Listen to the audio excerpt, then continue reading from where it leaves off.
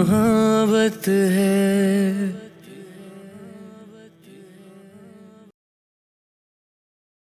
मीरा अक्षत को अपने हाथों से तैयार करने लगी। उन कपड़ों में वह बहुत ही आकर्षक नजर आ रहा था। मीरा ने उसके बाल बनाए जैसे अक्षत हमेशा बनाता है, जल से सेट करके। अपनी आंख से उंगली के किनारे पर काजल निकाला और अक्षत के कान के पीछे लगाते हुए कहा, आपको किसी की नजर न लगे। नजर कैसे लगेगी? हमारी मीरा ने हमें अपने हाथों से जो तैयार किया है। आज का दिन मेरे लिए बहुत स्पेशल है मीरा। बस एक बार मैं ये काम पापा को हैंडओवर कर दूं, उसके बाद अपनी वकालत पर ध्यान दूंगा। अक्षत ने मीरा का चेहरा अपने हाथों में लेकर कहा। जवाब में मीरा मुस्कुरा दी और कहा, अब जाइए, देर हो रही है आपको। अपना ख्याल रखना, और हाँ, मैं रघु के हाथ खाना भिजवा दूंगा, तुम परेशान मत होना। अक्षत ने जाते हुए कहा। ऑल द बेस्ट कहकर अक्षत आगे बढ़ गया। दरवाजे पर आकर रुका और पलटकर कहा, मीरा। जी, मीरा ने कहा। I miss you. अक्षत ने मासूम सा चेहरा बनाकर कहा, मेरे प्यारे सड़ू, आप जाएंगे नहीं तो मिस कैसे करेंगे? आप जाइए। मीरा ने अक्षत के पास आकर उसे कमरे से बाहर निकालते हुए कहा। अक्षत तेजी से मीरा की तरफ झुका और उसके गाल पर किस करके कहा, बाय। मीरा ने मुस्कुराते हुए अपना हाथ अपने गाल पर रख लिया और कमरे में वापस चली आई। अक्षत नीचे आया, सभी घर वाले जा चुके थे, बस दादू और सोमित जीजू बचे थे। जैसा कि तय था, हर फंक्शन में सोमित जीजू अक्षत के साथ रहते थे। आज भी उसके लिए रुक गए। जीजू को कोट पैंट में देखकर अक्षत ने उनके शर्ट के कॉलर ठीक करते हुए कहा, यू लुकिंग हैंडसम जीजू। आज भी लड़कियां आप पर फिदा हो सकती हैं। हम पत्नी व्रता हैं साले साहब, यहाँ दाल नहीं गलेगी लड़कियों की। सोमी जीजू ने कहा तो अक्षत ने हामी भर दी और दादू की ओर पलटकर कहा, चले दादू। आशु बेटा, मैं नहीं जा रहा, तुम और सोमी जी चले जाओ, मैं घर पर रहूंगा मीरा के साथ। दादू ने कहा, अच्छा ठीक है, फिर मैं आपका और मीरा का खाना रघु के हाथ भिजवा दूंगा। अक्षत ने कहा तो दादू ने हामी भर दी और वहीं हॉल में बैठकर टीवी देखने लगे।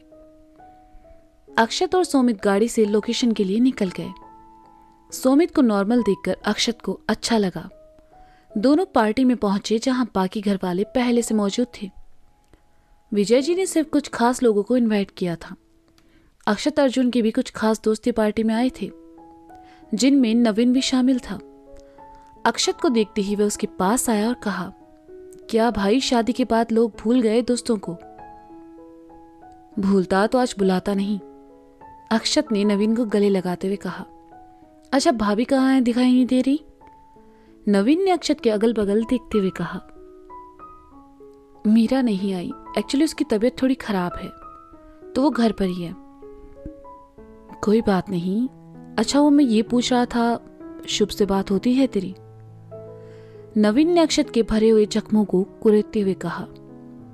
अक्षत ने उसकी ओर देखा और कहा, मैं किसी शुभ को नहीं जानता, तू पार्टी एंजॉय कर, मैं आता हूं। सॉरी यार, मैंने तो बस ऐसे ही पूछ लिया, तुझे हर्ट करने की इंटेंशन नहीं थी मेरी। नवीन ने कहा तो अक्षत ने उसके कंधे पर हाथ रखा और कहा, इट्स ओके, एंजॉय कर। कहते हुए अक्षत वहां से चला गया और अपने पापा के पास आया। विजय जी ने अपने दोस्तों को अक्षत से मिलवाया। जिस अक्षत से विजय जी को शिकायतें रहती थी, आज उसे अक्षत की तारीफ करती वो थक नहीं रहे थे। अक्षत तो बस इसी में खुश था कि विजय जी खुश थे। विजय जी की नजर सोमित पर पड़ी तो उन्होंने उन्हें भी अपने पास आने का इशारा किया। सोमी जी जो विजय जी के पास आए तो उन्होंने सोमित के कंधों को अपने हाथों में लेकर कहा, ये हमारे घर के बड़े दामाद जी हैं, सोमित जी। सबने सोमित से परिचय किया। विजय जी की नजरों में अपने लिए इतना प्यार और सम्मान देखकर सोमित जीजू का दिल भर आया। अक्षत साइड में चला आया, तभी अर्जुन आया और उसके कंधे पर हाथ रखकर विजय जी की ओर देखकर कहने लगा, भाई मुझे आज तुझसे जलन हो रही है। अच्छा, वो क्यों? अक्षत ने कहा। भाई पापा ने आज तक मुझे अपने दोस्तों से नहीं मिलवाया और तेरी तारीफ हो रही है उनके बीच। अर्जुन ने प्यार भरी जलन के साथ कहा।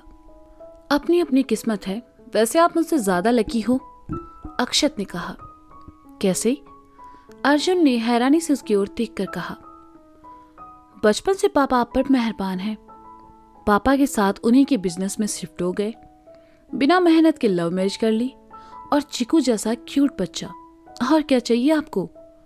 अक्षत ने अर्जुन की अच्छी किस्मत के बारे में बताते हुए कहा। हाँ ये भी सही है। अच्छा वो तो कह रहा था सिन्हा सर आने वाले हैं, वो तो कहीं दिखाई नहीं दे रहे, अर्जुन ने कहा। अच्छा याद दिलाया, मैं उन्हें फोन करके आता हूँ, कहते हुए अक्षत पार्टी से निकलकर गेट की तरफ आया जहां शोर कम था। उसने जैसे ही सिन्हा जी को फोन लगाया उनकी गाड़ी सामने आकर रुकी। सिन्हा जी अपने पीए के साथ गाड़ी से उतरे। उन्हें देखकर अक्षत उनकी ओर आया और उनसे हाथ मिलाते हुए कहा, वेलकम सर।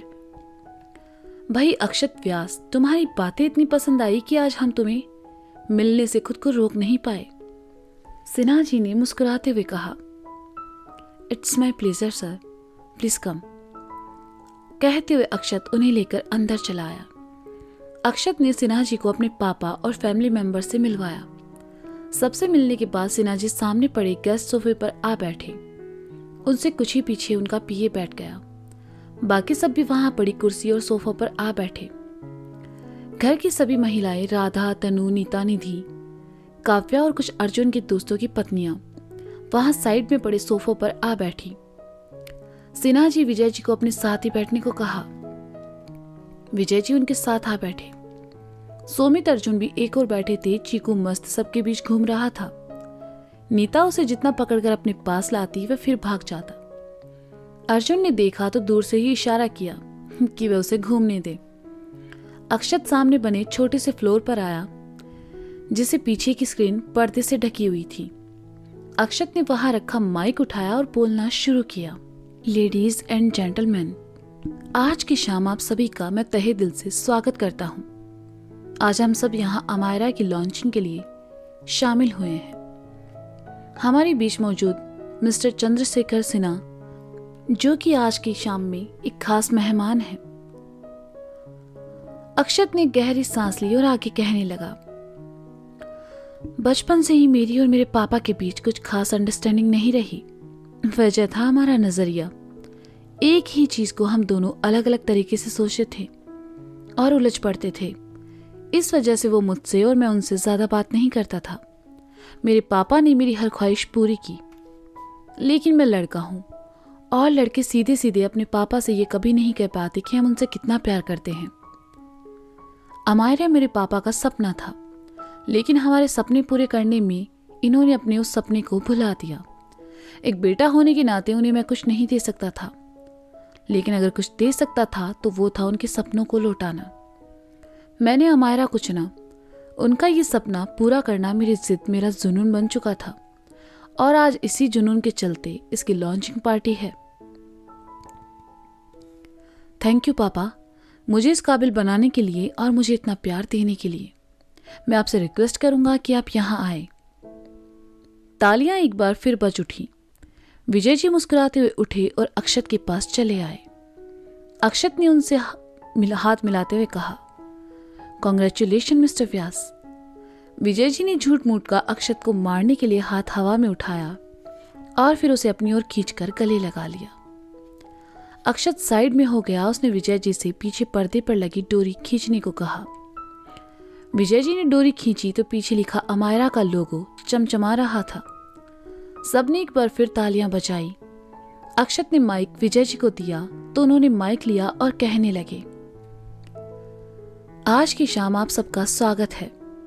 सालों पहले देखा सपना आज पूरा हुआ और इसका श्रेय जाता है मेरे दोनों बेटे अर्जुन और अक्षत को।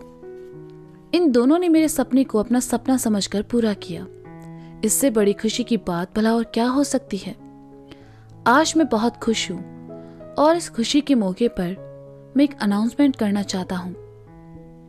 ये सुनकर सभी एक दूसरे को हैरानी से देखने लगे। राधा को भी हैरानी हुई कि विजय जी क्या कहने वाले हैं। मैं अपने बड़े दामाद सोमी जी को अपनी कंपनी में मैनेजर बनाने की इच्छा जाहिर करता हूँ। सोमी जी, यहाँ आइए। सोमित ने जैसे ही सुना, हैरानी से सबको देखने लगा। विजय जी के बगल में खड़ा अक्षत मुस्कुरा रहा था, जैसे वह इन सबके पीछे की वजह जानता हो। जीजू जाइए ना, अर्जुन ने खुश होकर कहा। सोमित उठा और विजय जी की ओर जाने लगा। उनके पैर कांप रहे थे और दिल धड़क रहा था। विजय जी ने इतना बड़ा फैसला उन्हें बिना बताए ही कर लिया। सोमित उनके पास आया तो विजय जी ने सोमित के कंधों पर हाथ रखते हुए कहा, ये है सोमित जी, हमारी कंपनी के मैनेजर। कल उसे यही संभालेंगे। रिश्ते में ये मेरे दामाद जी हैं, लेकिन फर्ज हमेशा इन्होंने एक बेटे का निभाया। हमारे सुख दुख, अच्छे बुरे वक्त में हमेशा ये हमारे साथ रहे। मैं खुद को भाग्यशाली मानता हूं कि ऐसे बच्चे मेरी जिंदगी में आए। सोमित ने सुना तो उनकी आंखें नम हो गई। उन्होंने अपनी आंखें पोंछी। सामने बैठी तनु ने देखा तो उसकी आंखें भी नम हो गई, लेकिन नीता ने उसके कंधे पर हाथ रखकर उसे संभाल लिया। विजय जी ने अर्जुन को भी बुला लिया और फिर कहा, मेरी सच्ची दौलत ये लोग हैं। आज मैं बहुत खुश हूं। Thank you so much. Raghu ने गार्डन में रखा बड़ा सा रॉकेट छुड़ाया, जो कि आसमान में बहुत ही खूबसूरत नज़ारे के साथ फटा। उसके बाद सभी पार्टी एंजॉय करने लगे। विजय जी सिन्हा जी को बाकी घर वालों और दोस्तों से मिलवाने लगे। अर्जुन रघु के पास आया और उसे के साथ रॉकेट वगैरह चलाने लगा। अक्षत ने रघु को अपने पास बुलाकर उसे दादू और मीरा के लिए घर खाना ले जाने को कहा। रघु चला गया। अक्षत तो खुद जाना चाहता था, लेकिन मजबूर था। खैर, अर्जुन के साथ मिलकर वह भी रॉकेट चलाने लगा। अच्छा कानों को सुहाने वाला म्यूजिक चल रहा था। विजय जी और उनके दोस्तों ने अपनी अलग ही मंडली जमा रखी थी। सिन्हा जी अक्षत के घर वालों से मिलकर काफी प्रभावित हुए। उन्होंने एक जूस का ग्लास लिया और वहां घूमते हुए सब नजारे देखने लगे। उन्होंने दिल्ली में कई पार्टीज अटेंड की थी, पर ऐसा माहौल उन्होंने कहीं नहीं देखा था। सिन्हा जी अभी टहल ही रहे थे कि उनका फोन बजा। उन्होंने फोन निकाला। वीडियो कॉल पर निहारिका थी और कह रही थी, हे डैड, मैं अपनी दोस्तों के साथ आज रात पेरिस जा रही हूँ। सिन्हा जी ने निहारिका की बात पर कोई ध्यान नहीं दिया और उसे आसमान दिखाते हुए कहा, ये देखो कितना ब्यूटीफुल है, रुको तुम्हें यहाँ की पार्टी दिखाता हूँ। कहते उन्होंने कैमरा चारों ओर घुमाना शुरू कर दिया, जिसे देखने में निहारिका को कोई इंटरेस्ट नहीं था। उसने कहा, डैड प्लीज स्टॉप दिस। कहते हुए उसकी नजर अपने फोन की स्क्रीन पर पड़ी, जिसमें कुछ ही दूर खड़ा उसे अक्षत दिखाई दिया और उसने चौंक कर कहा, हे डैड वेट। सिन्हा जी ने कैमरा उसे एंगल में रखा। निहारिका ने देखा वो अक्षत ही था, वही लड़का जो होटल में उसे टकराया था। वह खुशी से उछल पड़ी। कुछ देर तक वह अपलक उसे देखती रही और फिर फोन कट कर दिया। ब्लैक ब्लेजर में अक्षत काफी स्मार्ट लग रहा था। निहारिका ने अपना फोन बेड पे फेंका और खुद भी बेड पे आ गिरी और धीरे से कहा, आई लाइक हिम। तो दोस्तों, ये था हाँ ये मोहब्बत है भाग 17। इसका अगला भाग आप जल्द ही सुनेंगे मेरे साथ। तब तक के लिए शुक्रिया, बाय बाय। अपना ख्याल रखिए और सुनते रहें अक्षत मीरा की कहानी।